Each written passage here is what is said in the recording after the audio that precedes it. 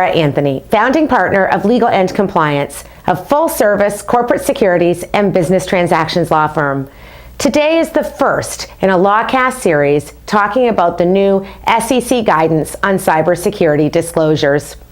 On February 20th, 2018, the SEC issued new interpretive guidance on public company disclosures related to cybersecurity risks and incidents. In addition to addressing public company disclosures, the new guidance reminds companies of the importance of maintaining disclosure controls and procedures to address cyber risks and incidents, and reminds insiders that trading while having non-public information related to cyber matters could violate federal insider trading laws. The new guidance is not dramatically different from the 2011 guidance. The topic of cybersecurity has been in the forefront in recent years, with the SEC issuing a series of statements and creating two new cyber-based enforcement initiatives targeting the protection of retail investors, including protection related to distributed ledger technology, blockchain, and initial coin or cryptocurrency offerings, i.e. ICOs. The SEC has also asked the House Committee on Financial Services to increase the SEC's budget by $100 million to enhance the SEC's cybersecurity efforts. The SEC incorporates cybersecurity considerations in its disclosure and supervisory programs, including in the context of its review of public company disclosures, its oversight of critical market technology infrastructure, and its oversight of other regulated entities, including broker-dealers, investment advisors, and investment companies. Considering rapidly changing technology and the proliferation of cybersecurity incidents affecting both private and public companies, including a hacking of the SEC's own Edgar system and a hacking of Equifax, causing a loss of $5 billion in market cap upon disclosure, threats and risks, public companies have been anticipating a needed update on the SEC disclosure-related guidance for quite some time. SEC Commissioner Kara Stein's statement on the new guidance is grim on the subject, pointing out that the risks and costs of cyber attacks have been growing and could result in devastating and long-lasting collateral effects. Commissioner Stein cites a Forbes article estimating that cybercrime will cost approximately $6 trillion per year on average through 2021, and an Accenture article citing a 62% increase in such costs over the last 5 years alone. Commissioner Stein also discusses the inadequacy of the 2011 guidance in practice and her pessimism that the new guidance will properly fix the issue. She notes that most disclosures are boilerplate and do not provide meaningful information to investors despite the large increase in the number and sophistication of and damage caused by cyber attacks on public companies in recent years.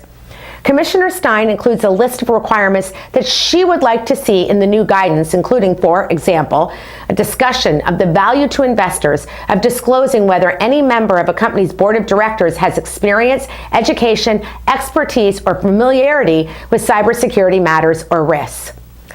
I have read numerous media articles and blogs related to the disclosure of cyber matters in SEC reports.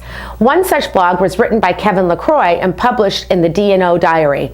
Mr. LaCroix's blog points out that according to a September 19, 2016 Wall Street Journal article, cyber attacks are occurring more frequently than ever, but are rarely reported. The article cites a report that reviewed the filings of 9,000 public companies from 2010 to the present and found that only 95 of these companies had informed the SEC of a data breach. As reported in a blog published by Debevoise and Plimpton, dated September 12, 2016, a review of Fortune 100 cyber reporting practices revealed that most disclosures are contained in the risk factor section of regular periodic reports, such as a Form 10Q and 10K, as opposed to interim disclosures in a Form 8K. Moreover, only 20 incidents were reported in all in the period from January 2013 through the third quarter of 2015. As Commissioner Stein notes, the SEC only has so much authority or power through guidance as opposed to rulemaking. Commissioner Stein strongly advocates for new rulemaking in this regard. I do not think in the current environment advocating for fewer rules that rulemaking related to cybersecurity disclosure will be made a priority. Moreover, I would not advocate for any in-depth or robust further rules. Disclosure is based on materiality, and a company has an ongoing obligation to disclose any material information, including related to cybersecurity matters. I think the SEC can question principle-based specific disclosures through their comments and whether they are robust enough in their reviews on public company filings. Certainly, the SEC staff, who reviews thousands of filings, has the knowledge of a lack of cybersecurity disclosure and can comment on it in its comment letters. In fact, if the SEC wrote a few standard cybersecurity-related disclosure comments and included them in a lot of comment letters, the marketplace would respond accordingly and beef up disclosures to avoid those comments. Although I do not generally advocate for additional rules, Commissioner Stein does make one suggestion that I would support, and that is adding the disclosure of cybersecurity events to the Form 8K filing requirements. Although the new SEC guidance does not specifically require a Form 8K, in light of the importance of these events, it seems it would be appropriate, and the guidance itself requires timely disclosure. Without a specific requirement, a company could elect to disclose via a press release and/or the filing of a Form 8K under Item 7.01, which is the Regulation FD disclosure. When disclosing using a press release and Regulation FD item in a Form 8K, a company may elect the information to be furnished, not filed. Section 18 of the Securities Act imposes liability for material misstatements or omissions contained in reports and other information filed with the SEC. However, reports and other information that is furnished to the SEC does not impose liability under Section 18. The anti-fraud provisions under Rule 10b-5 would still apply to the disclosure, but the stricter Section 18 liability would not. I'm securities attorney Laura Anthony, founding partner of Legal and Compliance and producer of LawCast. Should you have any questions about today's topic, please visit securitieslawblog.com and lawcast.com or contact me directly. Inquiries of a technical nature are always encouraged.